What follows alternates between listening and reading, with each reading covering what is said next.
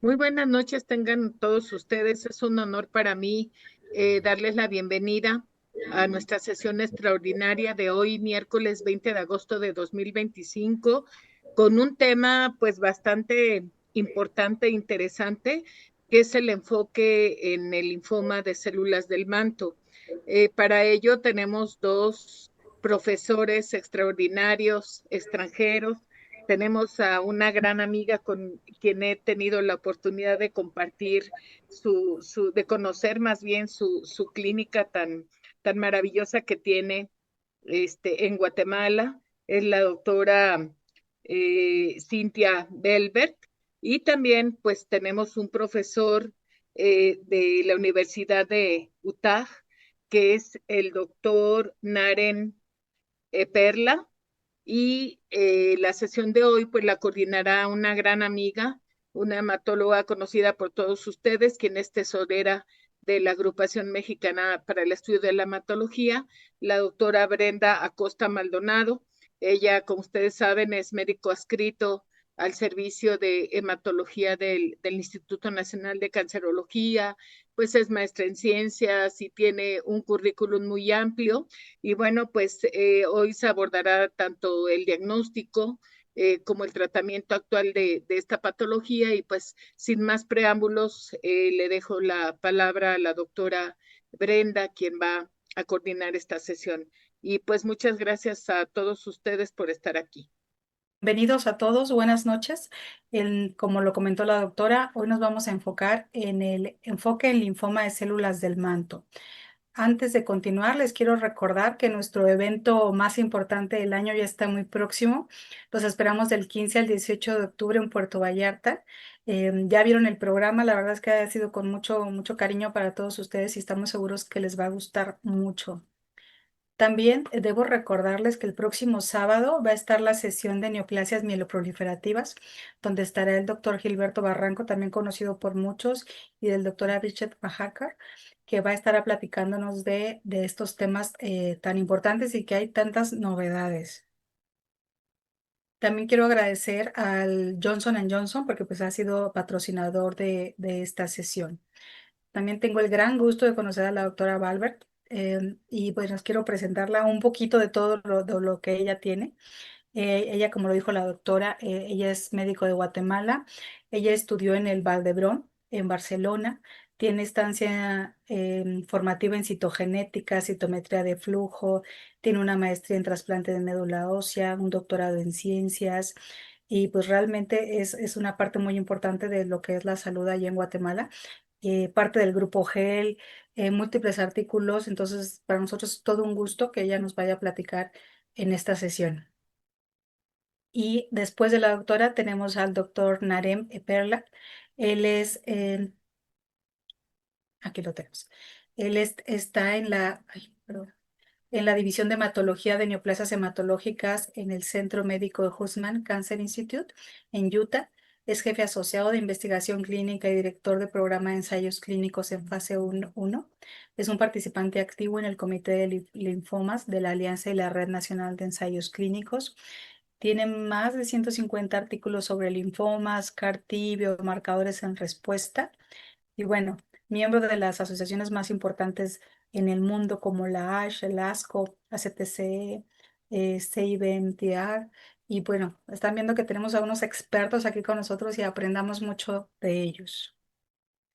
Para comentarles que tenemos dos canales. El canal 1 es si ustedes quieren escuchar la sesión en español. Canal 2 si quieren el audio en inglés. Es importante que les recuerde que para descargar su constancia únicamente se puede hacer durante la sesión. Entonces recuerden descargarla antes de que acabe la sesión y de que se cierre. Y al finalizar les agradeceremos mucho que por favor nos contesten la encuesta de calidad. Saben que para nosotros es muy importante hacer todo lo que esté en nuestras manos para mejorar todo la AME que es de todos nosotros. Y bueno, enseguida pues empezaremos con la sesión. Doctora Fabiola Barber, adelante. Buenas noches a todos, es un gran gusto y un honor estar con ustedes esta noche presentando esta charla sobre el diagnóstico del linfoma del manto, los retos en el diagnóstico en Latinoamérica. Y vamos a hablar sobre algunos enfoques sobre el diagnóstico a través de inteligencia artificial del linfoma del manto. Y pues mi gran agradecimiento al doctor Andrés Gómez y a los organizadores por haberme invitado a participar en esta sesión. Bueno, para iniciar, recordar que el linfoma del manto representa entre el 3 y el 10% de los linfomas no Hodgkin B, que desde el año 2022 tenemos 2 clasificaciones para poder clasificar los linfomas no Hodgkin B. Una es la de la clasificación de la WHO en su versión 5, y la otra es la clasificación de consenso internacional, la cual está liderada por el doctor Elías Campo, hematopatólogo, y la doctora Jaffe, que es del NIH. Ellos, junto con otro grupo de hematopatólogos, pues han hecho también esta clasificación diagnóstica. Recordar también que las diferencias que hubieron entre la clasificación en la versión 4 de la WHO y la 5, pues en cuestión de linfoma del manto, probablemente el único cambio que hubo es que desapareció la entidad leucemia prolinfocítica B, porque algunos de estos pacientes eran pacientes que tenían diagnóstico de linfoma de células del manto, otros eran marginales esplénicos y algunos progresiones prolinfocíticas de leucemia linfocítica crónica. Pero bueno, en general, ambas clasificaciones, tanto la de la WHO en su versión 5 como la clasificación del consenso internacional, pues se han puesto de acuerdo en que el linfoma de células del manto debe de ser clasificado en 3 entidades. Una, la neoplasia de células del manto in situ, la otra, linfoma de células del manto, y la tercera, el linfoma de células del manto leucémico no ganglionar. Con respecto a la neoplasia de células del manto in situ, esta es una proliferación de células clonales que vamos a ver que se sitúan o se dan origen en la zona del manto del folículo linfoide. Estas células expresan ciclina D1 y tienen todas las características morfológicas de las células del manto, pero no generan ninguna sintomatología en el paciente, no generan enfermedad, con lo cual no deben de ser tratadas. La neoplasia de células del manto in situ suele ser un diagnóstico incidental y, pues repito, no es necesario tratarlo. Otra enfermedad indolente sería el linfoma de células del manto leucémico no ganglionar. En este caso, también el crecimiento de estas células es lento. Se origina también esta neoplasia en la zona del manto folicular. Característicamente son SOX11 negativos en la mayoría de los casos. Tienen mutación de la cadena pesada de la inmunoglobulina y su forma de presentación, pues como lo dice su nombre, es leucémica, no tiene infiltración a nivel de los ganglios. Vemos pacientes con esplenomegalia y afectación de la médula ósea, pero con un crecimiento pues muy indolente, a diferencia del linfoma de células del manto, que vamos a ver pues una neoplasia que tiene predilección por los ganglios, que realmente va a ser una clínica más agresiva, como lo vamos a ver más adelante.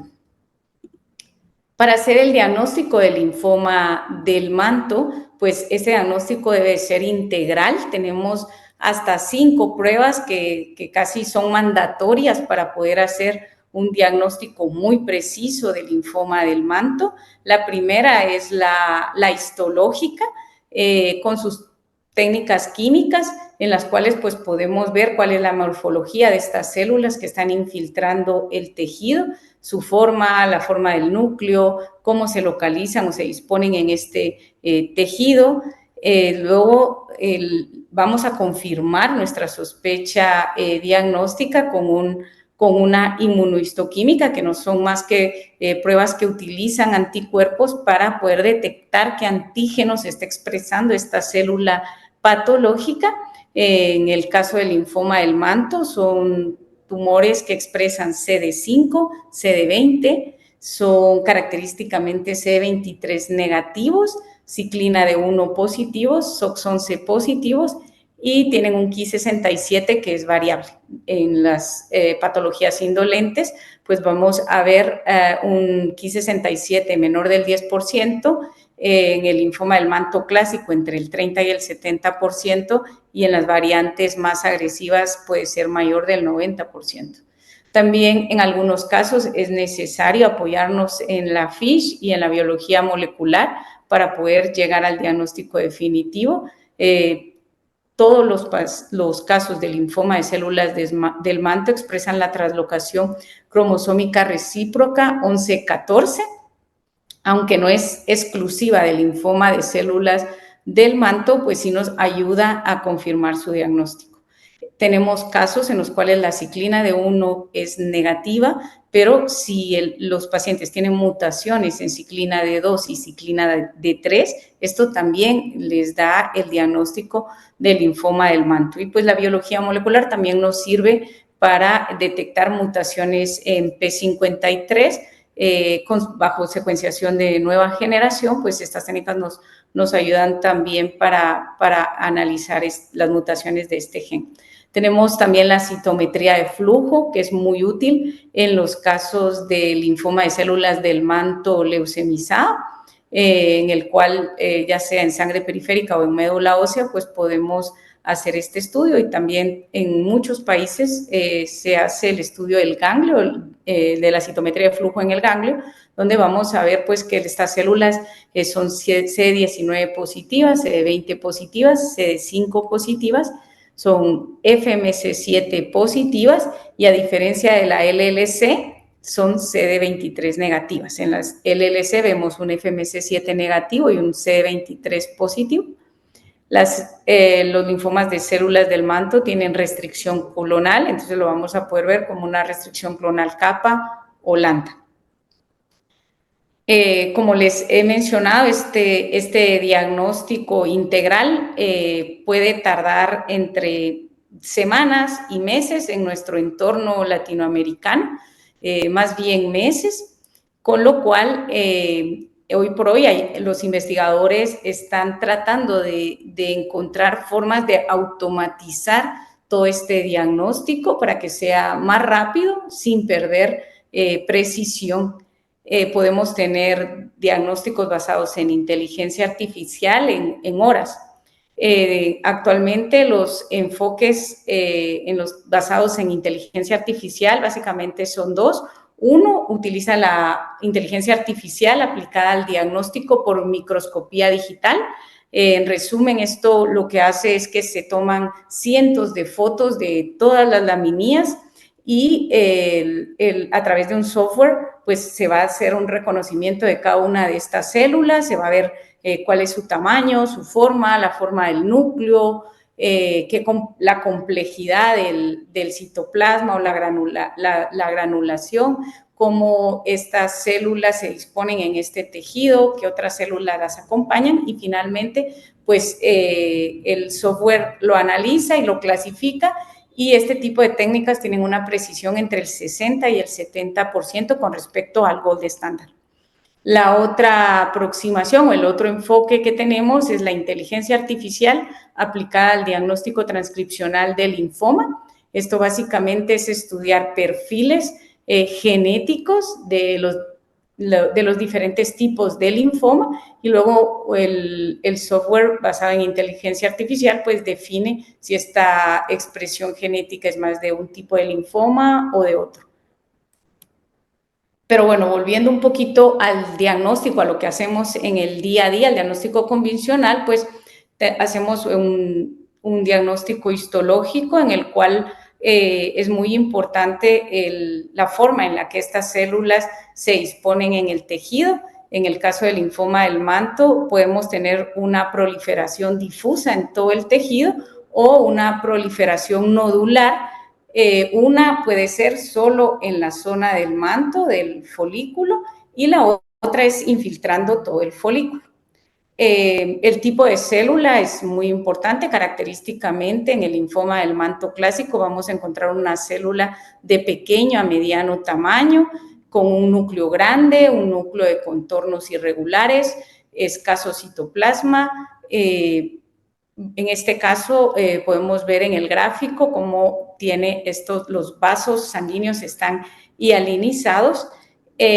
Podemos también encontrar otras variantes histológicas como la pleomórfica, en el cual vamos a encontrar estas células medianas, de mediano tamaño y pequeño tamaño, mezcladas con células más grandes, con un núcleo, con un núcleo más inmaduro.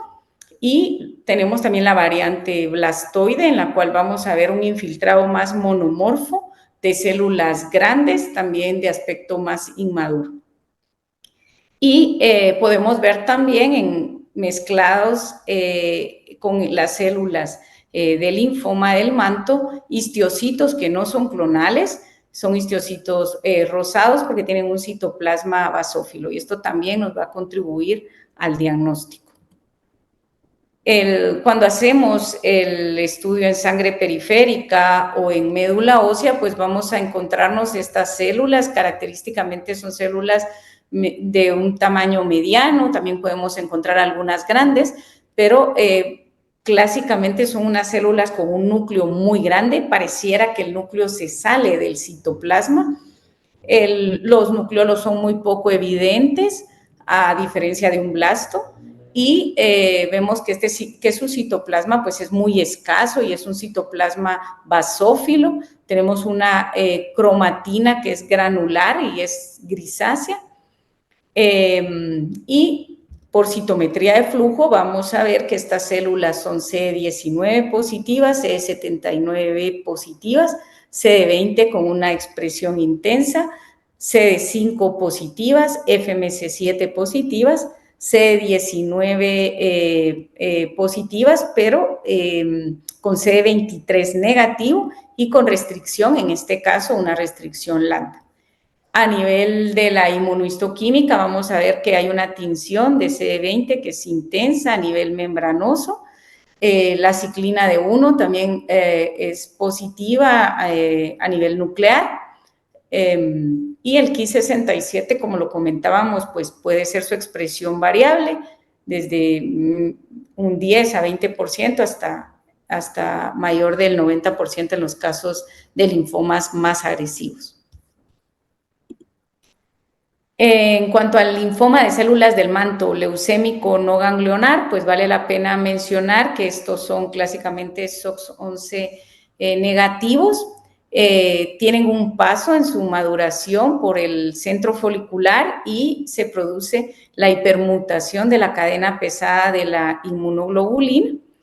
Y esta pérdida de expresión, o la no expresión, no sería pérdida, sino la no expresión de SOX11 es lo que hace que estas células no se queden en el ganglio, no migren hacia los ganglios, sino salgan hacia el vaso sanguíneo y pues su expresión sea a nivel periférico.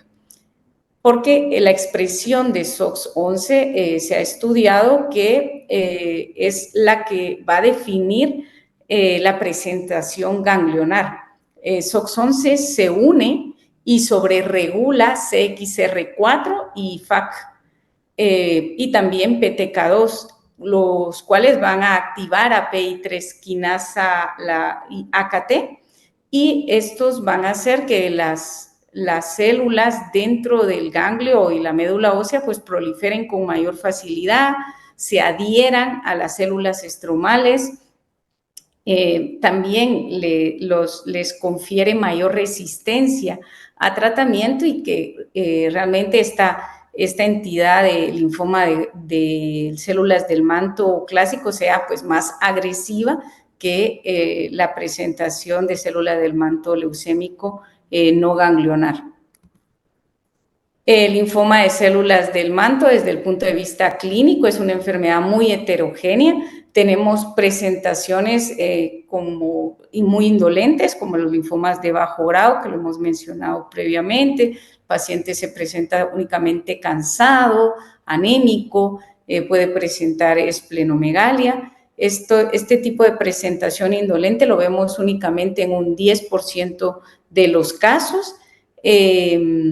Vemos que estos pacientes tienen mutaciones genéticas, mutaciones driver en ATM y CHK2. Básicamente estas mutaciones alteran lo que es la reparación del ADN, lo que va posteriormente a permitir alteraciones genéticas más complejas como la translocación 11-14, que son las que ya van a dar origen al linfoma, las mutaciones en ciclina D1.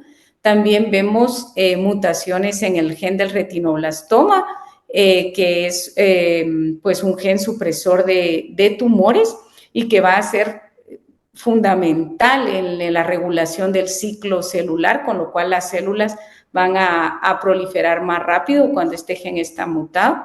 P27 también regula, inhibe el ciclo celular, con lo cual va a haber una mayor proliferación de estas células. Otra forma de presentación, que es el 70% de los casos, es la presentación de grado intermedio. Son pacientes que pueden tener, sobre todo es una presentación nodular, que puede ser voluminosa o no, que puede ser localizada o puede ser diseminada. En este caso, los pacientes pues tienen, también pueden tener o no extensión hacia la piel con nódulos subcutáneos, expresión a nivel gastrointestinal.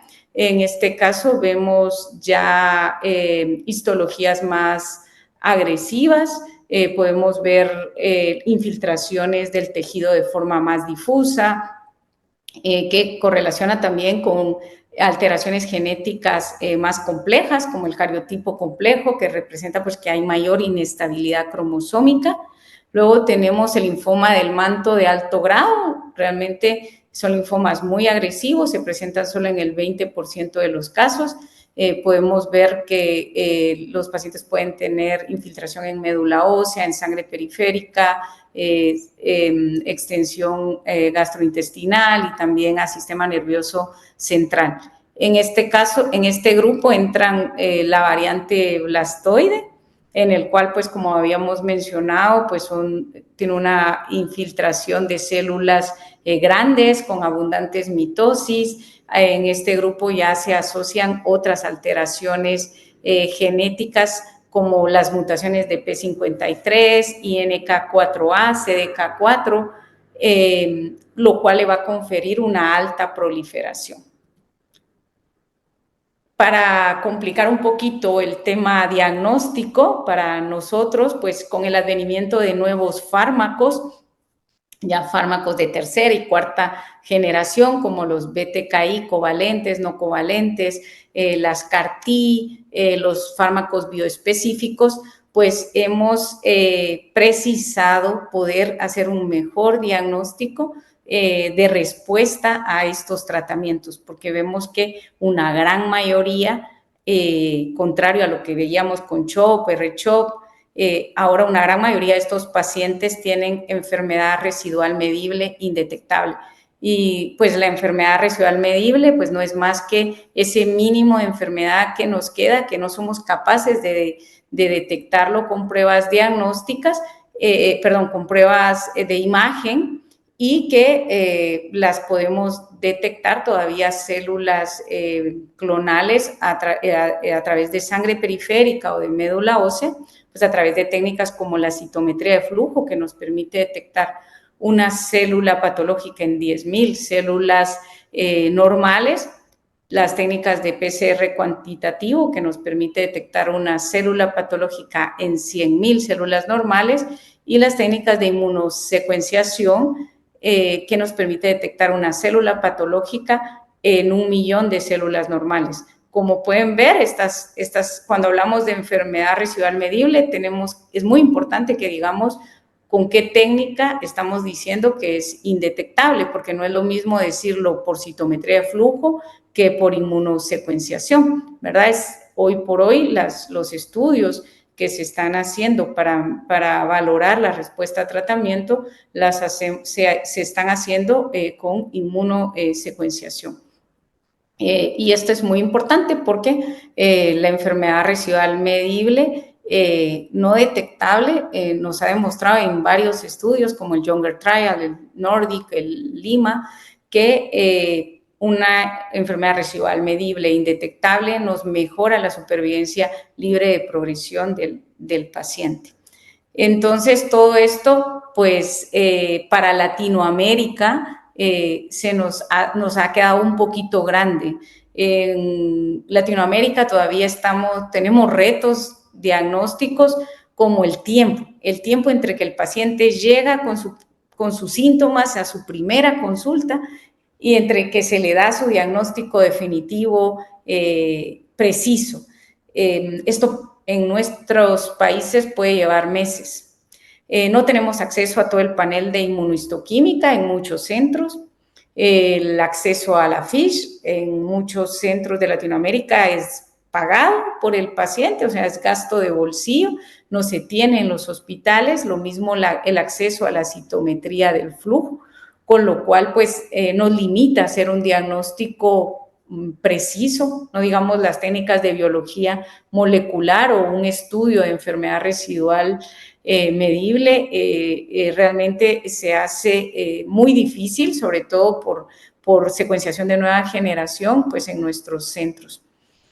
También tenemos pocos hematopatólogos para la densidad de población que tenemos. Todavía hoy por hoy vemos muchos errores diagnósticos, en su gran mayoría por diagnósticos hechos por no hematopatólogos. Definitivamente, la precisión en el diagnóstico del linfoma cada vez es mejor, pero también es a expensas de un mayor costo. Y es por ello que junto a otros investigadores, o sea, mi persona y algunos investigadores de Estados Unidos, pues nos propusimos diseñar una prueba diagnóstica de linfoma que nos permitiera clasificar los diferentes tipos de linfoma de forma rápida, barata y precisa. Para ello, pues la idea era poder utilizar la inteligencia artificial para que pudiera analizar perfiles de expresión genética y mejorara nuestra precisión diagnóstica. Entonces, nuestra prueba se basó en técnicas moleculares basadas en electroforesis capilar. Lo que hacemos nosotros es medir perfiles de expresión de los genes y a través de este perfil de expresión, pues llegamos a un diagnóstico de linfoma. Seleccionamos en 37 genes. Muchos de estos genes son genes que ya utilizamos en el diagnóstico, CD20, CD3.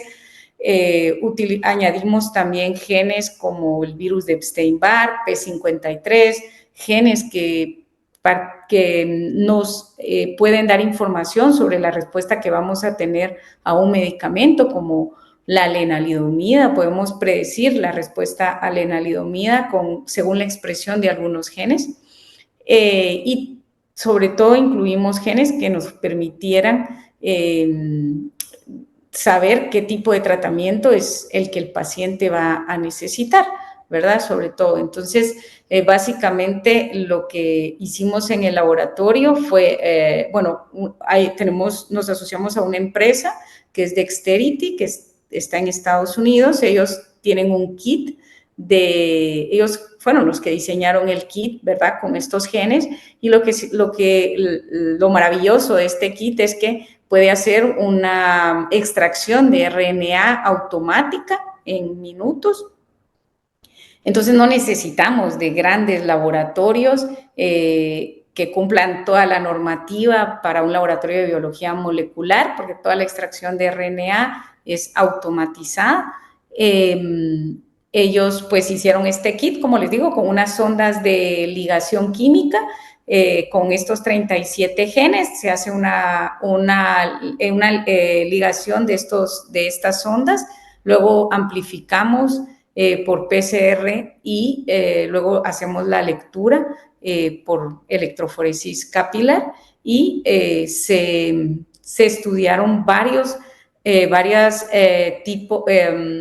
se estudió a través de inteligencia artificial, pues cuál era la metodología más adecuada bajo inteligencia artificial para poder precisar estos diagnósticos de linfoma. Se vieron 14 modelos de inteligencia artificial y pues finalmente se decidió uno, que era el que diagnosticaba esto con mayor precisión. Bueno, para resumido, les voy a explicar lo que hacemos en el laboratorio en Guatemala. Pues lo que hacemos es cortar un scroll o raspamos el tejido en parafina y tal como está el tejido en parafina, solo hacemos un scroll de 3 milímetros por 3 milímetros y en un pocillo, lo colocamos en un pocillito y luego ahí ponemos el reactivo diagnóstico Collect, que es el reactivo que va a extraer el ARN, extrae 100 nanogramos de ARN y luego pues esto se deja unos minutos, luego se añaden las ondas de ligación a la muestra, dejamos 5 minutos que hibriden a 55 grados centígrados, luego 10 minutos a 80 grados centígrados, finalmente otros 2 minutos para que a 55 grados centígrados para que termine la hibridación.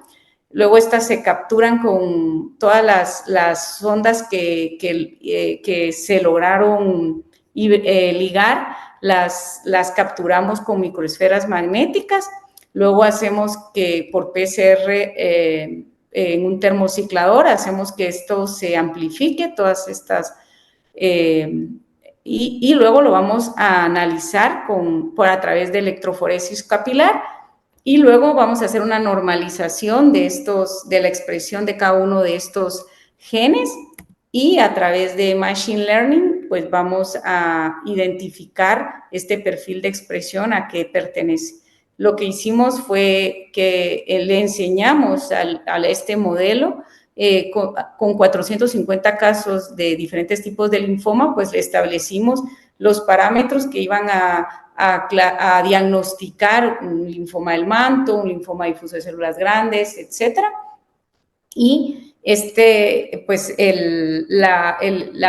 algoritmo lo que hace es, si todos los datos coinciden y no hay ningún diagnóstico parecido, al menos que sea más de un 20% de parecido, entonces damos el diagnóstico del linfoma y si fuera que es un diagnóstico se solapa, pues sí nos dice que es un linfoma, pero que no hay que clasificarlo por otras técnicas.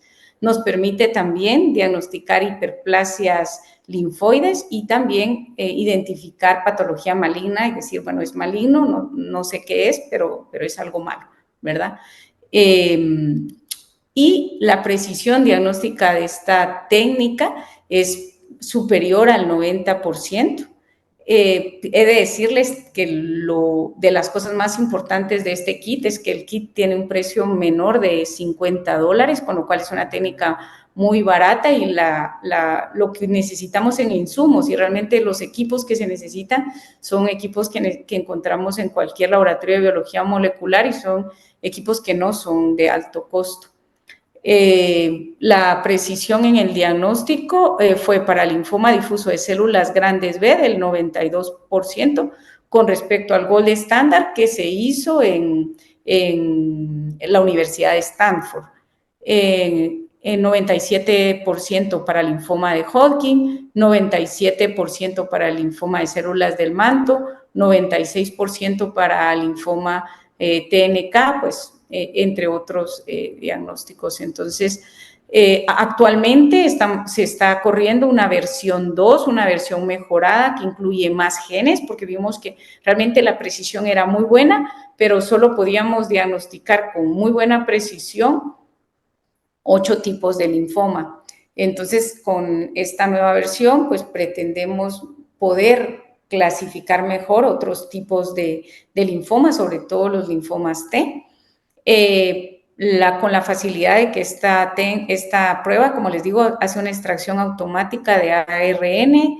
Podemos diagnosticar no solo diferentes tipos de linfoma, sino también incluimos genes para poder diagnosticar carcinoma. Y específicamente para cáncer de mama se incluyeron genes de estrógeno, progesterona y HER2, con lo cual si no es un linfoma, si no es una metástasis de cáncer de mama, vamos a poder decir que es una metástasis de cáncer de mama. Y aparte, si expresa estrógenos, progesterona o HER2. También esta prueba pues, la podemos usar para hacer esta clasificación de cáncer de mama, dado que el inmunistoquímico también es de más alto costo que esta técnica. También se colocó un gen para diagnosticar tuberculosis, porque sabemos que el diagnóstico de tuberculosis muchas veces se confunde con el diagnóstico de linfoma, sobre todo en países como África, que hay mucha presencia de tuberculosis, pues creo que esto podría ser de gran utilidad. Y bueno, ya para terminar, recordar que el diagnóstico histológico de linfoma de células del manto debe de confirmarse por inmunohistoclínica con ciclina de 1, SOX11, y en algunos casos pues vamos a necesitar técnicas moleculares como la ciclina de 2, de 3, la FISH. Es fundamental la clasificación histológica de la neoplasia de células del manto in situ, linfoma de células del manto clásico y linfoma de células del manto leucémico no ganglionar para no sobretratar los pacientes incluidos en los dos primeros grupos. La implementación del estudio de enfermedad residual medible es ya un requisito para reevaluar la respuesta de los nuevos fármacos y definir el pronóstico del paciente. Existen nuevos acercamientos diagnósticos que utilizan inteligencia artificial para mejorar la precisión y automatizar el diagnóstico del linfoma de células del manto como una herramienta más en el diagnóstico.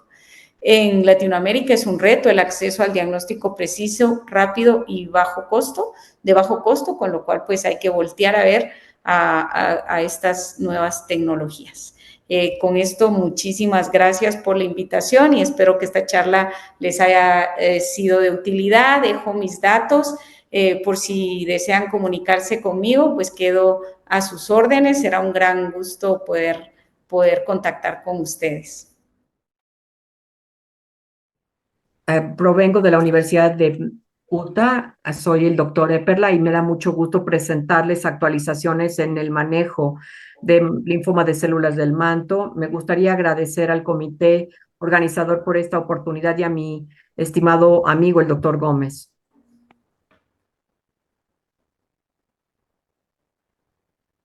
Las metas de mi presentación, como lo indica la diapositiva, son brevemente tocar la epidemiología y la varianza, después saltar al manejo de las células del manto en primera línea, categorizadas como elegibilidad para trasplantes.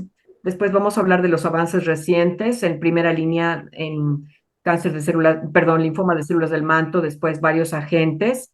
Y para fines de esta presentación y dado el tiempo que tengo disponible, solamente les hablaré sobre las actualizaciones en el tratamiento en primera línea del linfoma de células del manto. La doctora Balbert presentó una hermosa patobiología del linfoma de células del manto, entonces voy a proceder rápidamente con estas primeras diapositivas. Este tipo de linfoma constituye el 67% de todos los linfomas no Hodgkins, con una mediana de edad de entre 60 y 70 años. Tiene un predominio en los varones y afecta al doble de caucásicos que a los afroamericanos. Ha habido una mejoría en la supervivencia, como se muestra en la diapositiva. Este es un estudio poblacional que claramente mostró que la supervivencia global y la linfoma específica, perdón, la supervivencia específica para linfoma mejoró con la llegada de los inhibidores BTK. También la doctora Balbert presentó una maravillosa conferencia sobre patobiología. Yo solamente les voy a decir que estos son CD5 y CD5 positivos y CD10 negativos, y sus características patognomónicas son la translocación P1114, que lleva a la sobreexpresión de ciclina D1. Aunque muy pocas veces lo vemos, podría haber casos con positividad de CD y positividad, perdón, de CD y CD23. Y también tenemos una alta incidencia de afectación externa, particularmente la vía gastrointestinal. Vemos la afectación del sistema central, que es rara, y también la profilaxis en el sistema nervioso central casi no se recomienda. Estas son las variantes. Vemos la variante indolente, que constituye el 10% de todos los linfomas de células del manto, y después viene pues los blastoides, que la doctora ya mencionó. La característica que define principalmente a estas dos diferentes variantes, es decir, la no ganglionar y las variantes agresivas, es la expresión de SOX11. La expresión de SOX11 lleva al bloque terminal y se da el crecimiento de las células tumorales, así como también perfecciona estas células en los ganglios linfáticos. Las variantes no ganglionales por lo general son SOX11 negativas y se presentan con células en circulación, también como lo vimos en las pantallas anteriores. Así que vamos a saltar ahora al manejo del linfoma de células del manto. Este es el paradigma que hemos estado siguiendo por bastante tiempo, y a la fecha actual mi esperanza y mi meta es poder actualizar y más bien poder lidiar con las actualizaciones recientes que tenemos con los retos. En los pacientes con diagnóstico reciente, pues se les clasifica entre aquellos que son elegibles o no elegibles para trasplante. Los pacientes que pueden ser elegibles para trasplantes las tratamos con alta dosis de ARA2, seguido por consolidación con trasplante y un mantenimiento con rituximab. En los pacientes no elegibles se les trata con bendamustine rituximab para inducción, seguido por mantenimiento con rituximab. Vamos a hablar de los diferentes avances que se muestran abajo con respecto a cómo la incorporación de las terapias blanco, los abordajes sin quimioterapia y las terapias celulares representan un reto a este paradigma. Vamos a comenzar con la evidencia. El primer estudio que creó la base de ARA-C de alta dosis fue el estudio Younger, en donde las pacientes se aleatorizaron a R-CHOP, seguido por trasplante de células madre o alternando con DHAP y trasplante con células madre autólogas. Como se muestra en la diapositiva, las pacientes que recibían R-CHOP, RHD y ARA-C tenían una mediana de tiempo más prolongada. Aquí vemos la lista validada, que por supuesto no es exhaustiva de los estudios. Estos son unos cuantos de los estudios. En el estudio Nordic, MCL2, vemos que hay inducción con MaxiChop, alternando con altas dosis de RSC, y vemos que se sigue con trasplante de células madre. En el estudio de Dana-Farber se utiliza BR seguido con RHD y ARA-C seguido por trasplante de células madre al final de la inducción. Las tasas de respuesta completa fueron bastante altas, como lo vemos aquí. Ahora, ¿cuáles fueron los datos para mantenimiento en pacientes elegibles para trasplante? Esto proviene del estudio Lima-Lisa, en donde los pacientes recibieron 4 ciclos de inducción, y aquellos que lograron la respuesta, se les dijo, se les dio más bien un trasplante de células madre autólogas, y después se les aleatorizó. Después se les observaba o se les daba mantenimiento con rituximab cada 2 meses por 3 años. Como pueden ver, los pacientes que recibieron el mantenimiento con rituximab tuvieron una sobrevida libre de progresión mucho más larga, y en el análisis primario también hubo una sobrevida global mucho más larga. Sin embargo, los datos de seguimiento de largo plazo, es decir, 7 años o más, mostraron que aunque la sobrevida global seguía siendo más larga en los pacientes que recibieron rituximab para mantenimiento, ya no era estadísticamente significativo. Ahora, ¿qué pasa con la base de quimioinmunoterapia para pacientes no elegibles para trasplante? Bueno, esta es solo una lista selecta y no exhaustiva. Solo quiero destacar algunos estudios aquí. Vemos, por ejemplo, NHL1 y BRIGHT. En estos dos estudios, fase 3 aleatorizados, se aleatorizaron a los pacientes a BR, R-CHOP o RCBP, y los estudios mostraron que había beneficio en sobrevida libre de progresión en aquellos que recibieron bendamustine y rituximab en comparación con R-CHOP y RCB. Sin embargo, no hubo un beneficio en sobrevida global. En otro estudio aleatorizado fase 3, LEMA 3002, a los pacientes se les dio R-CHOP versus BRCA, y aquí vemos que vincristina se reemplazó por bortezomib, y en ese estudio, con el seguimiento a 40 meses, los pacientes que recibieron BRCAP tuvieron un beneficio en sobrevida global, o mejor dicho, sobrevida libre de enfermedad, y una mejoría del 10% en la sobrevida global. Aquí quiero hacer una pequeña pausa, y la razón de esto es que quiero que valoren ustedes los resultados del estudio E140411 del ECOG, en donde los pacientes recibieron BR en la inducción, y después los investigadores trataron de entender,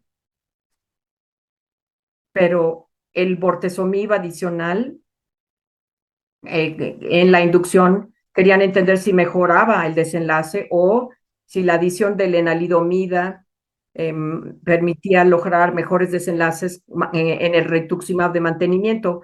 Lo que aprendimos del estudio E411 es que más no siempre es mejor. ¿A qué me refiero con eso? Que agregarle bortezomib a bendamustine, la base de este, en realidad no mejoró los desenlaces más allá del BR mismo.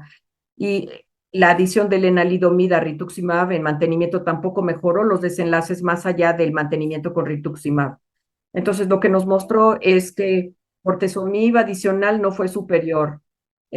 ¿Por qué les planteo esto? Porque la razón de esto es que todos saben que BR es superior a R-CHOP en base a los estudios NHL1 y BRIGHT, y entonces agregar bortezomib a la base de BR no mejoró los desenlaces en base al estudio E1114. Sin embargo, en la época actual, el bortezomib no ha ganado tracción en el tratamiento de primera línea del cáncer de células, linfoma de células del manto, como lo mostró el estudio BRCAP.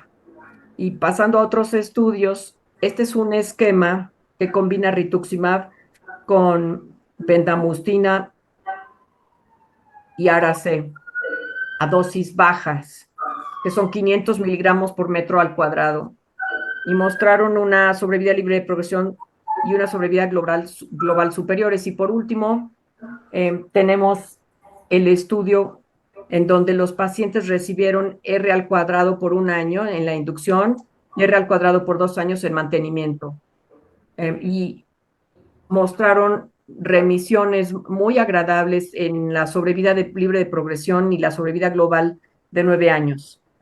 Ahora, ¿qué pasa con los datos para pacientes no elegibles para trasplantes en mantenimiento?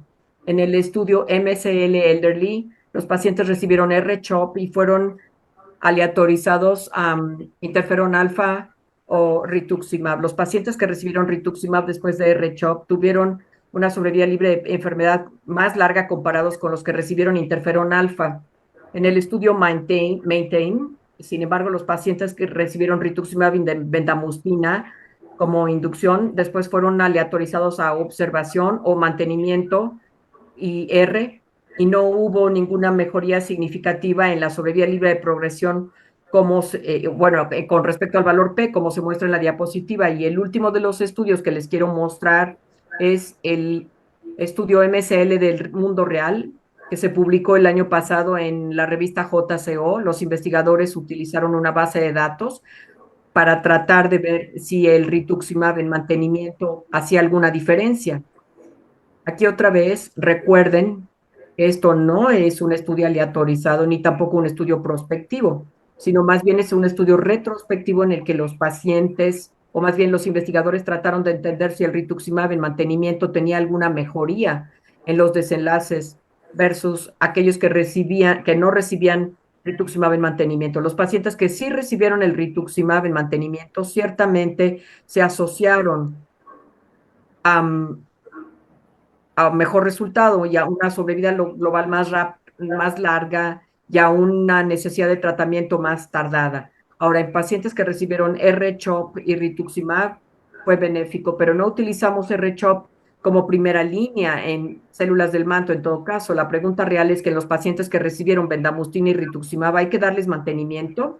Y la respuesta a ello es que debería de ser individualizado porque no tenemos datos prospectivos que muestren el beneficio. Sin embargo, sí tenemos ciertos datos retrospectivos muy sólidos que muestran el beneficio. Entonces, yo asesoraría a los pacientes en la clínica y comentaría los riesgos y los beneficios con ellos antes de instituir un rituximab para mantenimiento en todos los pacientes que recibieran inducción con bendamustine y rituximab. Y con respecto a los avances recientes, bueno, hay algo muy importante que tenemos que entender, dados los cambios de paradigma que han ocurrido en los tratamientos en este paisaje para células del manto. Vamos a hablar de agregar agentes blanco a la base de quimioterapia en primera línea. Quiero comentar 4 estudios importantes aquí: el estudio Triangle, el estudio ECHO, ACRIN, E44181, SHINE y ECHO. Vamos a empezar con el estudio Triangle.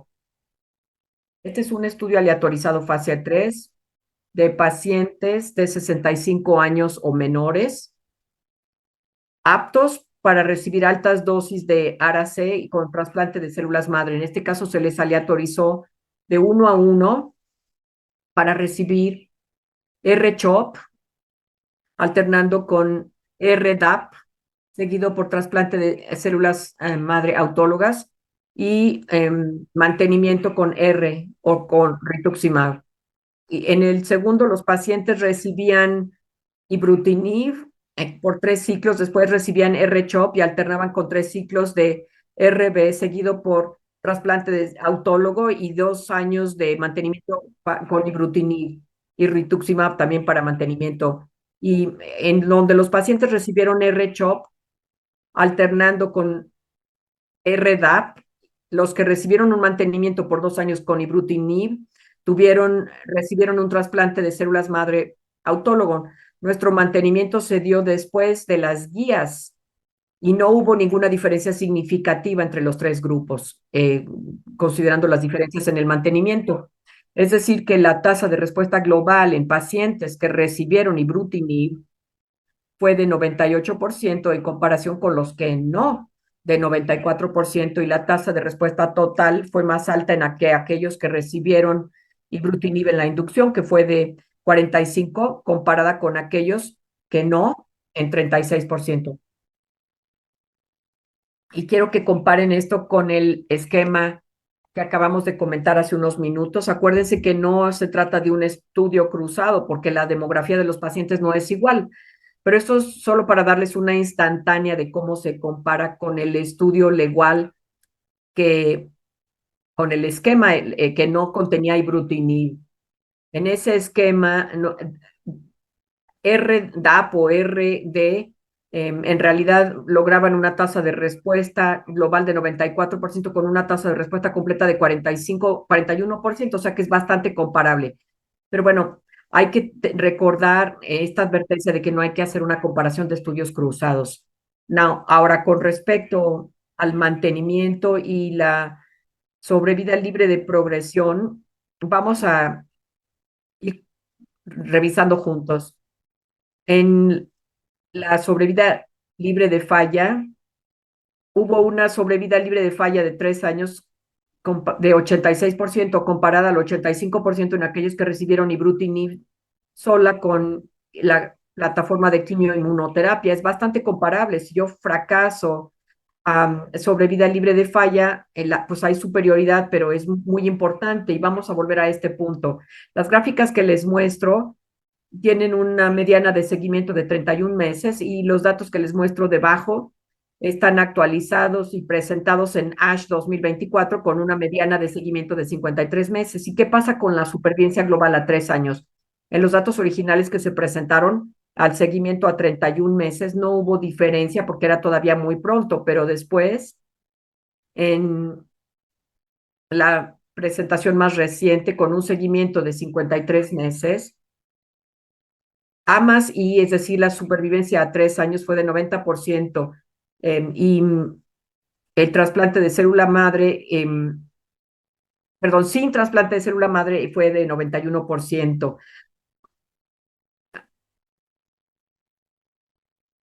Ahora, vamos a pasar al siguiente estudio, que es el estudio ACRINE 4181 del ECOG. Y en este grupo los pacientes eran de 18 a 70 años, aleatorizados a 3 grupos BR, alternando con CR, que es aquí se les da bendamustina, rituximab o citarabina y rituximab, también alternándolo con acalabrutinib. En el segundo grupo, en el tercer grupo era acalabrutinib también adicionado, y si ustedes ven la respuesta global y las tasas de respuesta completa fueron bastante comparables entre los 3 brazos, así que la lección aquí es que con una mediana de seguimiento de 27.9, la sobrevida libre de progresión a 12 meses fue bastante comparable en los 3 brazos, sin grandes diferencias ni en la sobrevida libre de progresión ni en la sobrevida global entre los 3 brazos. Ahora, ¿cuáles son las conclusiones? Que las tasas con PET-CT de CR, UMRD altas vistas en los 3 brazos se vieron en forma parecida. Ya la adición de acalabrutinib a BRCR añadió toxicidad sin mejorar la eficacia, lo que sugiere que la acalabrutinib debería de ser evitado durante los ciclos de ARA-C. PRA se encontró que no era superior, y sin embargo fue el menos tóxico de los 3 brazos, pero tenía una eficacia comparable que representaba una opción pues atractiva para evitar los problemas relacionados con la alta dosis. El siguiente estudio, el estudio SHINE, fue en pacientes de 65 mayores, fueron aleatorizados 1 a 1 a recibir BR seguido por mantenimiento con rituximab y mantenimiento con ibrutinib, o BR seguido por rituximab sin ibrutinib, y la variable clínica primaria fue la progresión. Vemos que los pacientes que recibieron ibrutinib con BR hubo gran mejoría significativa de la mediana de supervivencia libre de progresión de 2.3 años. Sin embargo, no hubo diferencia en la sobrevida global. ¿Y por qué fue eso? Pues porque hubo más muertes por toxicidad en el brazo de ibrutinib. El grupo de ibrutinib tuvo una mayor incidencia de infecciones, particularmente neumonía, durante el periodo de mantenimiento, y una mayor incidencia de fibrilación auricular, que era un evento adverso esperado con los inhibidores de BTK. Así que aquí varias cosas que me gustaría decirles que me vienen a la mente es si el acortar la duración del tratamiento con ibrutinib podría retener su eficacia o limitaría sus efectos tóxicos, y también la terapia de combinación inicial, ibrutinib y BR, podría ser superior al ibrutinib dado después de BR. En realidad no lo sabemos porque la administración no fue concurrente sino secuencial. ¿Acaso eso importa? Y aquí pasamos al siguiente estudio, que es el estudio ECO de pacientes de 65 y mayores. Aquí los pacientes fueron aleatorizados a recibir BR con Vicalibruto o no.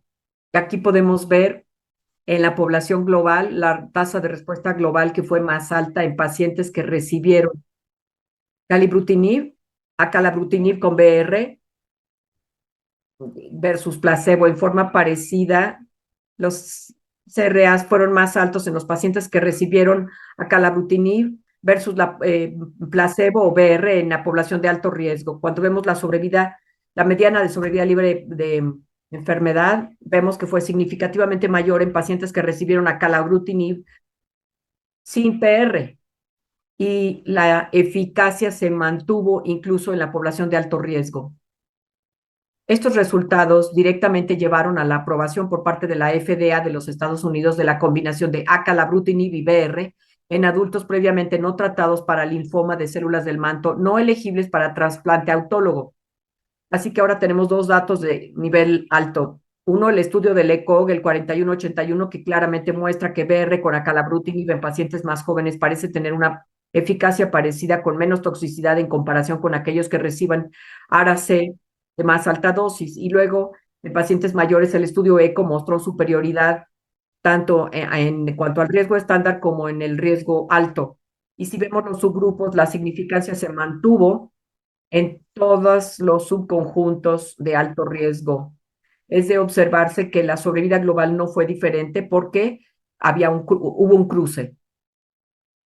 Un punto muy importante que se tiene que discutir es el rol del trasplante autólogo de células madre en la era actual. Les voy a mencionar dos estudios, el estudio Triangle, del que ya les hablé, y el estudio ECOG E4151, que es el que se acaba de presentar en la ASH en 2024. Ya hablamos de los tres brazos del estudio Triangle, pero brevemente, digamos que RA es la quimoinmunoterapia con trasplante de células madre y mantenimiento con rituximab. En el segundo se agrega al mantenimiento ibrutinib y el tercero es ibrutinib que se agrega a la base de quimoinmunoterapia y mantenimiento sin trasplante de células madre. Vemos estos datos y lo que les quiero aquí dejar grabado es que el estudio Triangle mostró superioridad de los esquemas que contenían ibrutinib sin trasplante de células madre por encima de los esquemas que sí contenían tratamiento con trasplante sin ibrutinib en cuanto a la sobrevida libre de falla o la sobrevida global. Y esto es muy importante de recordar. Y ahora vamos a pasar al estudio más reciente, que es el ECOG 1601 o 4151, para ponerlos al corriente sobre este esquema, porque es un poco complejo, pero déjenme mostrárselos. Los pacientes recibían cualquier inducción que contenía rituximab, la mitad era sometida a un rastreo con PET al final del tratamiento y si eran negativos, pasaban a prueba de EMR. Se utilizaba una sensibilidad logarítmica fija que se utilizaba por parte de los investigadores y se le llama CR. Así que la inducción deseada, después la tomografía negativa y la resonancia negativa, y los pacientes que eran MRT negativos fueron aleatorizados a recibir trasplante y mantenimiento con solo rituximab. Ahora, aquí en el estudio, que es el aleatorizado, vamos a regresar aquí, este es el brazo de los pacientes que recibieron trasplante de células madre con rituximab para mantenimiento y no hubo diferencia ni en la sobrevida libre de enfermedad ni en la sobrevida global. Y aquellos pacientes que son EMR positivos, si deseaban convertirse a EMR indetectable después del trasplante de células madre, tenían una sobrevida libre de progresión significativamente superior, así como la sobrevida global. ¿Cuáles son las conclusiones de este estudio en este análisis inicial o preliminar? Los pacientes con linfoma de células del manto, en la primera respuesta completa tenían EMR indetectable y no se beneficiaran de consolidación con trasplante. Los pacientes que seguían positivos, EMR positivos después de la inducción, sí se podían beneficiar con la consolidación de trasplante de células madre. Y por supuesto, hay los pacientes que se convirtieron a EMR después del trasplante, pues parecieron ser los que más mejoraron. Ahora, ¿qué es lo que podemos aprender de los estudios Triangle y del E4151 puestos juntos? Estos dos estudios muestran que el E4151 mostró que la ausencia de los inhibidores de BTK, en estos casos rituximab, en mantenimiento efectivamente compensa la omisión del trasplante de células madre en los pacientes en remisión profunda se logra la negatividad en EMR. El estudio Transplant demostró que la supervivencia global mejora reemplazando el trasplante con terapia de inhibidores de BTK.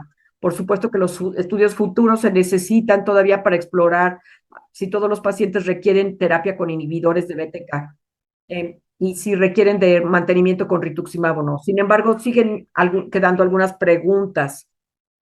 ¿Acaso la adición de un inhibidor de BTK es responsable de la falta de beneficio aparente del trasplante de células madre?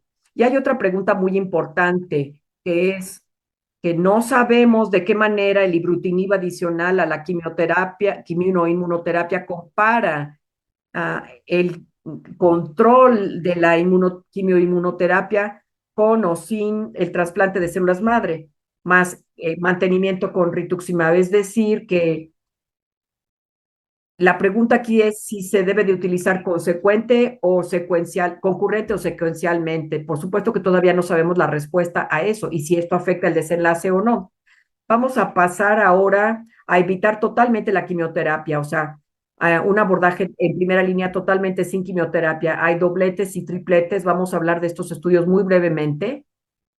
Vamos a hablar de los dobletes que empiezan con inhibidor de BTK con rituximab. Estos son estudios no aleatorizados. El primero es el estudio Window 1, en donde los pacientes recibieron ibrutinib más rituximab por 12 ciclos y aquellos que lograron una remisión completa recibieron Hipercevad con metotrexate de alta dosis y Ara-C por altas, también por 4 ciclos, y no recibieron ni mantenimiento ni trasplante.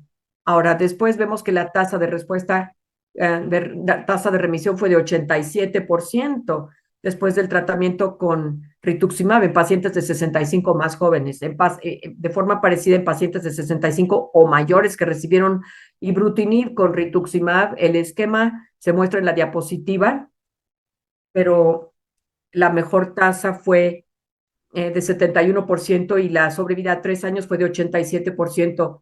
Aquí vemos que la progresión de la enfermedad fue sobre todo una toxicidad inaceptable. Tasas parecidas se vieron en pacientes que recibieron acalabrutinib, en pacientes de 65 años o más, y con 90% de respuestas de remisión completa. Y aquí otra vez acalabrutinib se administró continuamente hasta la progresión de la enfermedad o toxicidad inaceptable. ¿Qué pasa con los datos de los estudios aleatorizados? Como pueden ver aquí, ENRICH es el estudio fase 3 de rituximab e ibrutinib con quimioterapia en pacientes mayores con linfoma de células del manto. Si vemos las curvas de sobrevida libre de progresión, vemos que los pacientes que recibieron IR tuvieron, es decir, que es ibrutinib y rituximab, tuvieron una mediana de sobrevida libre de progresión más larga en comparación con los que no la recibieron, pero la quimioinmunoterapia es decir, la mediana de sobrevida libre de progresión no fue estadísticamente mejor en aquellos que recibieron IR versus BR. Y la otra cosa clave que hay que saber es que ibrutinib y rituximab podría no ser una buena opción para pacientes con el subgrupo blastoide, como se mostró en la diapositiva. La mediana de sobrevida fue de solo 6.9 meses en aquellos que recibieron IR o incluso con inmunoquimioterapia. Entonces, ¿cuál es la lección? Bueno, que IR superó a R-CHOP con respecto a la sobrevida libre de progresión y tuvo un resultado comparable con el esquema de BR. El hallazgo también sugirió que aquellos derivados, los que derivan más beneficio de IR, parecen ser los que tienen enfermedad menos proliferativa. Ahora, los estudios en curso incluyen Mangrove, que es BTKI con rituximab, y la base es zanibrutinib, seguido por mantenimiento hasta que hay toxicidad inaceptable, y están siendo aleatorizados para recibir bendamustina, rituximab, seguida por observación. El objetivo primario del estudio es la sobrevida libre de progresión y todavía está en curso. Otro estudio que está en curso es el A052101, que es un estudio de la alianza en donde los pacientes mayores recibieron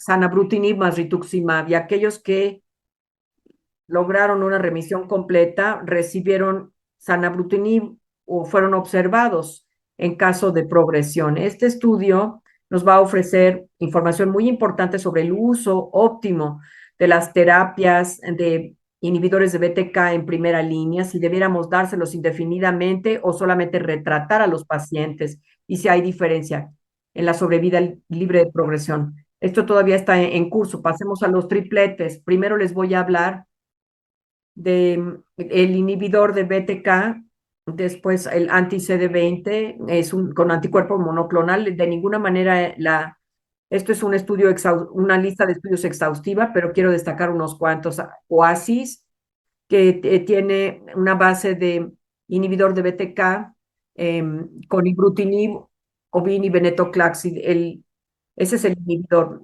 venetoclax. Hay 3 cohortes, los pacientes con enfermedad de células del manto refractaria recurrente en la cohorte C, también la tasa de respuesta completa fue de casi 86% y todos los pacientes tenían una enfermedad mínima residual negativa. En cuanto a la base, con inhibidor de BTK se calibró. Los pacientes fueron tratados con rituximab y venetoclax por 2 años y la calibración continuó hasta la progresión de la enfermedad. Se mostró una tasa de respuesta elevada del 90%. Y aquí vemos que los investigadores pensaron que esto estaba relacionado con las muertes por COVID-19. Y ABO, que es acalabrutinib, con obinutuzumab, y aquí tenemos 3 cohortes, la A, la A, B y la C, para enfermedad refractaria recurrente, y vemos que muestra resultados prometedores. Vemos aquí los 3 esquemas, si es de tipo silvestre o no silvestre, y si es elegible o no el paciente a trasplante. Y vemos aquí la negatividad versus positividad de la enfermedad mínima residual. Y vemos aquí el rituximab con la talidomida en los tripletes. Es importante en estos estudios destacar que la combinación de R al cuadrado es venetoclax, pero aquí a los pacientes se les da inducción con un triplete por 1 año, seguido por mantenimiento por 3 años.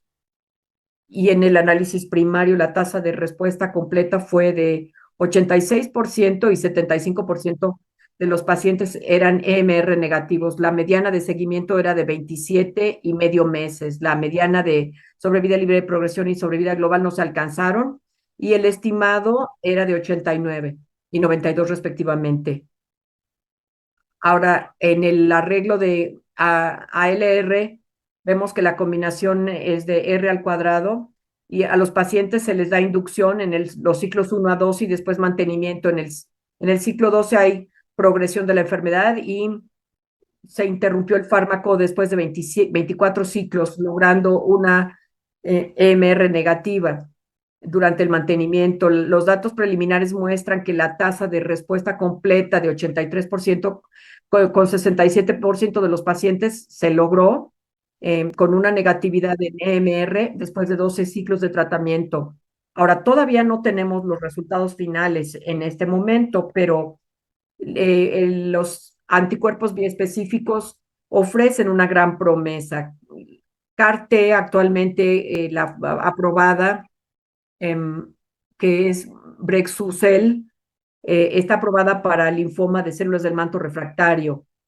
Y las respuestas completas pues tienen duraciones variables. Y en este estudio vemos que en el estudio Windows 3 los pacientes van a recibir acalabrutinib con rituximab seguido por Brexucel, y el anticuerpo bioespecífico glofitamab se ha estudiado en el ámbito refractario recurrente y mostró tasas de respuesta completa impresionantes, pero a diferencia de CAR-T no mostró remisiones duraderas. Así que están investigando en primera línea en cuádrupletes, si se pudiera recibir glofitumab o penicitumab, venetoclax y lidomida.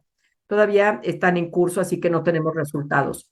Y por último, me gustaría resumir los puntos más importantes que comentamos. La omisión del trasplante es real. Nuevamente, el antiguo dogma de que todos los pacientes necesitan recibir quimioinmunoterapia seguida por consolidación con trasplante, seguido por mantenimiento, ha sido refutada en base a los estudios de Triangle y del estudio E4151. Ya sé que le den el inhibidor de BTK en la base de quimioinmunoterapia y mantenimiento, o si el paciente quiere lograr negatividad en MR, creo que es importante considerar excluir o evitar el trasplante de células madre en estos pacientes en base a los datos de alto nivel de los que disponemos ahora. Ha habido un cambio de paradigma de, de dosis altas de ARA-C con inhibidor de BTK con la base de quimioinmunoterapia. Y como ya dijimos, el estudio ECO es un claro ejemplo, al igual que E4181, de que calabrutinib con BR parece tener buen desenlace tanto en pacientes jóvenes como mayores. No está lejos el día en cuanto a los abordajes sin quimioterapia puedan convertirse en el estándar. Todavía no estamos listos para ello, pero los datos preliminares parecen ser alentadores y veremos cómo los datos se presentan en el largo plazo. Tengo gran curiosidad de ver cómo la terapia celular reacciona en primera línea y si vamos a poder curar a algunos de estos pacientes con estos abordajes. Por último, no menos importante, la escalación y desescalación como estrategias en cuanto a la enfermedad mínima residual es algo a lo que yo espero con entusiasmo en el futuro, pero también quiero pedirles que sean precavidos y que no salten a ello demasiado rápido, sin un estudio aleatorizado que muestre que estos abordajes son verdaderamente la manera de proceder. Yo diría entonces que el futuro se ve muy brillante y con esto les agradezco su atención. Muchísimas gracias a nuestros dos ponentes. La verdad es que fueron muy interesantes las dos. Muchísima información, definitivamente. Em, Vamos a pasar a la sección de preguntas y respuestas. Ok. En este momento no veo ninguna, pero yo tengo una para la doctora Valver. Em, Reconociendo que en nuestros hospitales no tenemos quizá toda la tecnología y como usted bien lo mencionó, no tenemos quizá los hematopatólogos, todas las técnicas de Fitch, todo lo demás. ¿Ustedes más o menos qué tiempo promedio tienen para hacer un diagnóstico? Actualmente un diagnóstico completo oscila entre un mes y 2 meses, porque creo que en toda Latinoamérica la dificultad es que tú envías al paciente con el cirujano, ¿no? O extrae la biopsia y sale un primer diagnóstico, pero el paciente tiene que venir por ese diagnóstico, el patólogo no trabaja, o sea, ya sabe que tiene un linfoma, pero no trabaja la inmunohistoquímica. Tiene que llegar el paciente, le indican la inmunohistoquímica, el paciente vuelve a pagar el estudio en el caso de los que lo tienen que pagar o se manda la orden para que le hagan inmunohistoquímica a esa pieza. Entonces ahí ya va otro tiempo, le das otra cita al paciente, el paciente vuelve a llegar, si tienes que hacerle algún estudio molecular o no quedó, porque no quedó claro el diagnóstico, otra solicitud para que hagan los estudios moleculares. Entonces los diagnósticos pueden tardarse fácilmente 2 meses y el costo del diagnóstico puede elevarse si vas a pruebas moleculares, FISH, a cerca de $2,000 es el diagnóstico en Guatemala. Nosotros estamos parecidos. Doctor Naresh, ¿ustedes cuánto tiempo con toda la tecnología que tienen tardan para hacer un diagnóstico de este tipo?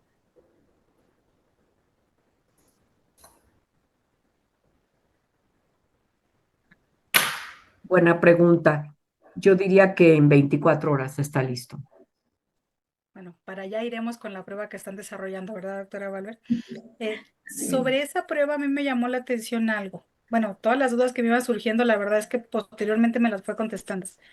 Pero una cosa decía que cuando el estudio clasificaba que podía hacer dos diagnósticos, o sea, no podía diferenciarlos bien, se iban por otro tipo de técnicas. Eso, por lo que entiendo, no fue tan frecuente, ¿no? No, menos del 10% de nuestros casos no pudimos llegar a un diagnóstico. Entonces, los casos, pues, realmente les sirve de ayuda al patólogo, porque uno ya sabe que es un linfoma, ¿verdad? Pero no puede clasificarlo, sabe probablemente que es un linfoma B o que es un linfoma T, pero no puede llegar al diagnóstico final. Sí. Ok, ahora ya estoy viendo ahora sí las preguntas de nuestro público. La verdad es que una de ellas es igualita a la que yo tenía. La doctora Cintia pregunta que si alguno, bueno, usted doctora Valver, porque conoce esta técnica, ¿cree que esta técnica de electroforesis capilar podría reemplazar el estudio de histopatología? Realmente, probablemente eso no lo va a reemplazar del todo. La idea es que sea una herramienta más para el patólogo. En muchos países utilizan la citometría de flujo en el ganglio para tener esa primera aproximación diagnóstica, que el hematólogo el mismo día pueda tomar una conducta terapéutica, en el caso de un linfoma de Burkitt, por ejemplo, que pueda iniciar el tratamiento mientras se termina de hacer el diagnóstico definitivo. Puede ser que en algunos países de muy escasos recursos, como en África o en algunos lugares como Centroamérica, sí llegar a reemplazar el diagnóstico de inmunohistoquímica, porque probablemente los pacientes no tienen para pagar el estudio de inmunohistoquímica hoy por hoy. Esa es nuestra realidad, y hay pacientes que hay que tratarlos aún sin tener la inmunohistoquímica, porque pues no la pueden costear. Entonces creo que para nosotros probablemente sí pudiera llegarla a sustituir, pero en general la idea es que ayude al patólogo para de pronto tener que montar menos marcadores, o que ese panel de inmunohistoquímica vaya ya un poco más orientado, o se ayude con el perfil que tiene por ejemplo, la expresión de P53, que se pueda ayudar con el perfil de expresión genética para llegar a un diagnóstico, y que sea más barato y que sea más rápido. Por lo que nos comentó, parece tan preciso que yo creo que sí podría llegar en algún momento a reemplazar. Y bueno, la verdad es que tenemos tan pocos hematopatólogos que tampoco suena tan mal. Sí, yo creo que siempre se haría falta para los linfomas que son más raros, que son los que nosotros no podemos diagnosticar todavía con claridad. Entonces creo que ahí definitivamente no saldría del partido, de la jugada. Eh, Hay otra, bueno, hay una pregunta que yo tengo para, bueno, la verdad es que para los dos. Con todo lo que nos mostró el doctor Narem, bueno, para empezar, pues queda claro que el linfoma ya no, perdón, el trasplante ya no tiene un papel como lo tenía antes. Igual nosotros todavía no tenemos quizá tanto acceso a la inmunoterapia. No sé qué piensen, si a lo mejor en estos panoramas todavía crean conveniente que algunos lo lleguemos a hacer. Yo soy pro trasplante, pero pues con estos datos la verdad es que pues ya no. Y como lo mencionó doctor, sí se ve un futuro muy brillante, muy interesante. Y esa es la primera pregunta. Y la segunda es si ustedes creen que esto se vaya a poder hacer una terapia finita. Adelante, doctor Naren.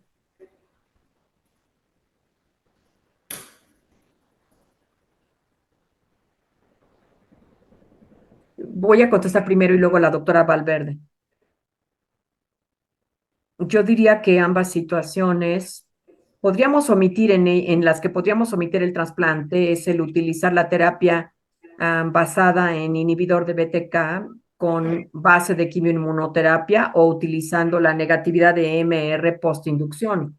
Así que sin tener las herramientas de negatividad de MR, hay que recordar que con 6 logaritmos o menos, no tener el mismo nivel de poder, pues no podríamos tener el mismo nivel de datos, y el evitar el trasplante de células madre me pondría muy nervioso, porque en el estudio se mostró que incluso en aquellos negativos, pues podría ser positivo.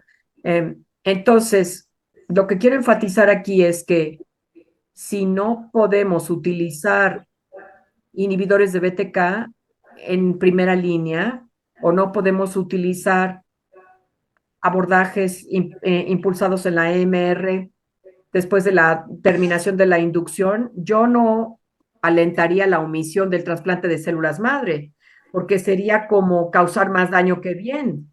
En esos casos, absolutamente hay que seguir el estudio, pero sin embargo, creo que la segunda pregunta de en una era en la que el trasplante era la manera de proceder, ahora estamos más bien teniendo blancos biológicos con las vías de señalización y quizá llegaremos a una era en la que vamos a hacer escalación y desescalación, como lo hicimos, por ejemplo, con Hodgkins. Eso será probablemente el futuro. Yo lo deseo tanto que pues quisiera yo que fuera definitivamente ya la realidad, pero me gustaría escuchar a la doctora Valbert para ver qué opina. Muchas gracias. Pues con respecto al futuro del trasplante en Latinoamérica, ¿verdad? Que es realmente un entorno totalmente distinto. Yo creo que todavía juega un papel fundamental por dos cuestiones que ya muy bien el doctor nos refirió. Uno es que no tenemos el estudio de enfermedad residual medible a nuestro alcance, sobre todo basado en inmunosecuenciación, no es nuestra realidad y probablemente va a tardar mucho para tenerla y que podamos tomar decisiones en base a eso. Y la otra es que sí creo que el estudio Triangle, que es en el que nos estamos basando para decir ibrutinib, o un inhibidor de BTK, para elegir esa opción en vez del trasplante. Creo que fue un diseño que fue un poco injusto para trasplante de médula ósea, como tú ya lo decías, no le dio la oportunidad de tener un brazo donde solo estuviera el trasplante. Probablemente los resultados de trasplante más mantenimiento con rituximab fueron muy buenos en el estudio Lima. Y en este estudio introducen ibrutinib, a mi parecer, muy temprano después del trasplante. Lo introducen 6 semanas después y hay muchas muertes en relación a la introducción del ibrutinib por neumonías, por procesos infecciosos. Entonces, tienes ahí una mortalidad asociada a esa droga que introduciste, que no sé si esa mortalidad definitivamente no fue por el trasplante, fue por la introducción de la droga. Entonces creo que es injusto el resultado final, porque están estos detalles, ¿verdad? Creo que empezar ibrutinib a las 6 semanas, o sea, normalmente en mieloma, por ejemplo, esperamos 3 meses para introducir las terapias de mantenimiento, pues esperando un poquito que haya esta recuperación inmunológica del paciente. Entonces, sí creo que probablemente esto jugó un papel y no lo tengo tan claro, pero bueno, me gustaría también saber qué opinas de esto. Creo que es una pregunta muy importante que planteas y estoy de acuerdo contigo. Pero en mi práctica clínica no utilizo ibrutinib, sino zanabrutinib, que tiene menos toxicidad, ¿no? Menos tasas de infecciones, etcétera. Entonces, yo creo que en mi opinión, yo pienso definitivamente que sí hay un rol para un inhibidor de BTK, quizá no en primera generación, sino en segunda o tercera, pero definitivamente sí hay rol. Sin embargo, tenemos que asegurarnos de si estamos utilizando uh, inducción o no, porque, por ejemplo, en la práctica clínica, yo veo que en muchos casos ya no se utiliza, comparado con lo que ocurre en el estudio Triangle, en donde el estudio E4181 se compara con RD, o sea, todavía hay algunas cosas que tienen que alisarse y definirse, ¿no? Yo creo que con BR, cuando usas BR como base versus Cala, en los pacientes mayores o jóvenes, más jóvenes, se vieron mejores desenlaces, pero todavía vemos factores intrigantes. Aún no llegamos al punto en poder saber cómo mejorar, cómo usar estos agentes mejor, porque en nuestra opinión, si ustedes aleatorizan, tienen que aleatorizar de Cala y ver cómo se da el trasplante. Es decir, que va a ser un poco capcioso para poder saber cómo se van a interpretar los desenlaces, pero en mi opinión, yo creo que definitivamente los inhibidores de BTK tienen un rol en el tratamiento de primera línea, pero la segunda pregunta que les mencioné es si debe de ser concurrente o secuencial. Si vas a dar el inhibidor de BTK con quimoinmunoterapia, ¿lo vas a dar de forma concurrente o secuencial? Nadie lo sabe, porque, pues de hecho, no lo hemos visto. Así que para mí, nuevamente, los datos son muy intrigantes, sí. El estudio Triangle se ve muy prometedor, pero yo creo que necesitamos hacer una pausa antes de implementarlo globalmente, ¿no? Definitivamente yo creo que la omisión del trasplante basada en la EMR, pues son datos muy buenos. Los datos son extremadamente alentadores, en mi opinión.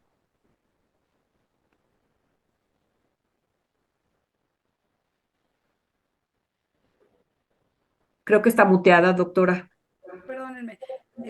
Les comentaba que me parecen muy interesantes las dos posturas y creo que los dos tienen su punto de vista muy válido. Entonces yo digo que voy por las dos.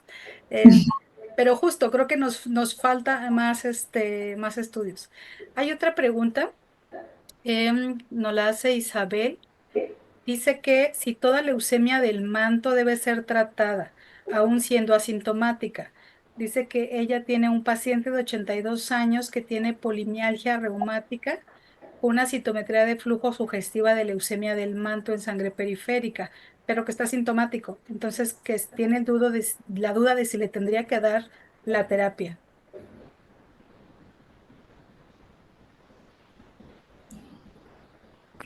Yo iría primero, yo no trataría al paciente, esa es una de las cosas, ¿no? Porque puede haber variantes no modales y el tipo de enfermedad del manto que se tenga en mi práctica clínica es la que te va a decir, por ejemplo, si el LDH está elevado, si hay un cariotipo complejo. En ese caso, yo definitivamente no trataría al paciente y continuaría observándolo. Sí, en mi opinión lo mismo, definitivamente no lo trataría y por eso es la importancia de poder hacer la distinción entre los linfomas de células del manto indolentes, de los realmente clásicos y que son más agresivos. En este caso puedes hacer un watch and wait y solo si el paciente tuviera síntomas B, si el paciente tuviera dolor o mucha sintomatología por la esplenomegalia, una anemia por debajo de 10, entonces probablemente lo trataría, ¿verdad? Si realmente el paciente está sintomático, pero asintomático, sí te recomiendo que no lo toques. Gracias. Para el doctor Narem, ¿qué opina de la combinación de ibrutinib-venetoclax en pacientes con leucemia de células del manto recaída refractarios? Y si considera que prolongar en estos casos algún medicamento, por ejemplo, en el caso de los pacientes con MRD negativa, nos pregunta el doctor Mellón.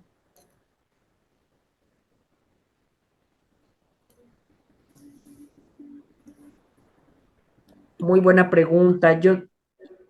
Y más B fue el primer estudio sobre recaídas y mostró claramente que combinar un BCL2 con un inhibidor de BTK lograría negatividad en EMR, tasas negativas, ¿no? Pero esto fue hace como 6 o 7 años y fue un estudio pivote.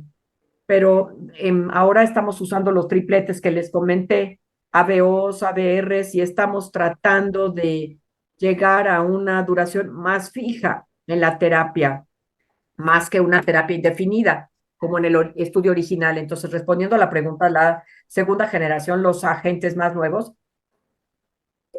nos ayudarían a dar una terapia de duración fija en base a la EMR, pero también hay otros abordajes que los estudios han mostrado buena actividad, pero tenemos datos aleatorizados, ¿no?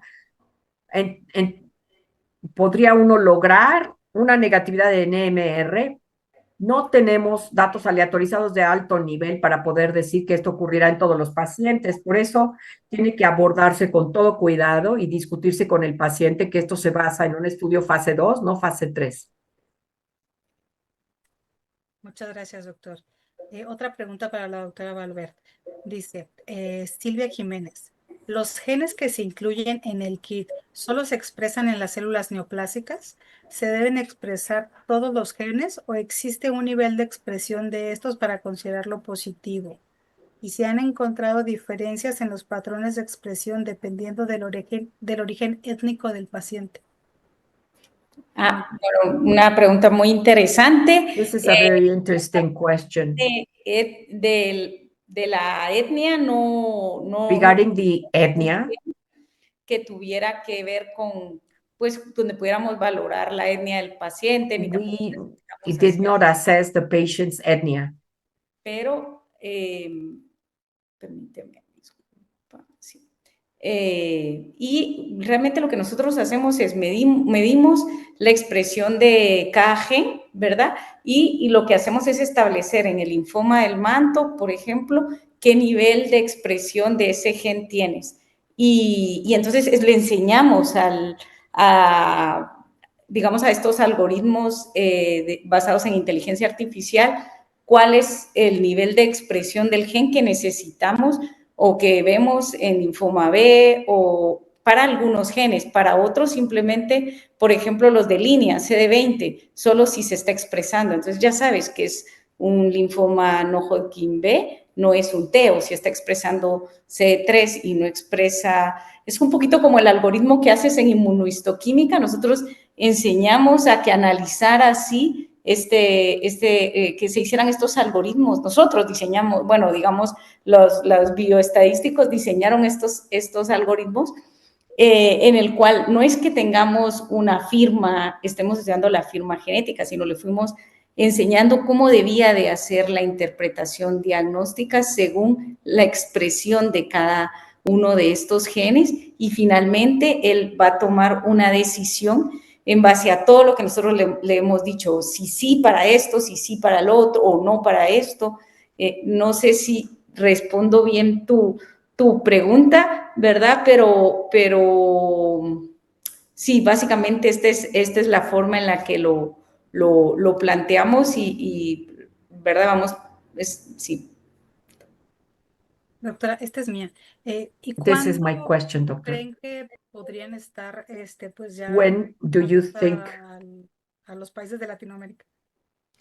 Sí, realmente ahorita sí ya está en fase de, estamos terminando o bueno, se está terminando de hacer las corridas de la versión 2 y sí ya se tiene todo el proyecto de comercialización de esta nueva versión y yo pienso que probablemente en un año tengamos ya todo esto pueda salir al mercado, ¿verdad? Porque sí, en eso es justamente lo que se está trabajando.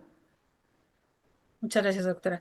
El último comentario, ya para concluir nuestra interesante sesión, nos dice el doctor Virgilio Salinas, que como ustedes lo comentaban, lo más importante sería que se hiciera un equipo de anatomía patológica, ellos integraran la citometría, los estudios moleculares, a lo mejor estas pruebas nuevas y que ellos emitieran un diagnóstico final ya con el diagnóstico.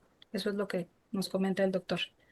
Y bueno, los felicitan mucho por sus presentaciones. La verdad es que les gustaron mucho. Hay muy buenas opiniones de la sesión. Yo también les quiero dar las gracias y pues paso la palabra a la doctora Ángeles. Bueno, muy buenas noches tengan otra vez todos ustedes. Pues yo me uno a las felicitaciones por ambas presentaciones. Nos dieron pues todo el panorama del diagnóstico y de los tratamientos de vanguardia y esperamos pues en nuestro país en un futuro no muy lejano poder hacer el diagnóstico como el doctor Naren en menos de 24 horas y que todos nuestros pacientes pues también tengan estos tratamientos de vanguardia. Les comento que hubo más de 550 asistentes de 13 países. Entonces, pues todo lo que nos presentaron el día de hoy, la coordinación de la autora Brenda y todo, pues llegó a muchos colegas, hay hematólogos pediatras, hematólogos de adultos, incluso enfermería, químicos, biólogos, muchas áreas de la salud asociadas a la hematología estuvimos pues escuchando sus excelentes presentaciones. Nos pasamos un poquito de tiempo, así que les pedimos disculpas, pero le agradecemos pues estas excelentes enseñanzas que nos dieron el día de hoy. Muchas gracias. Recuerden bajar sus constancias a los que están presentes y darnos su opinión sobre la retroalimentación de esta sesión. Gracias. Muchas gracias.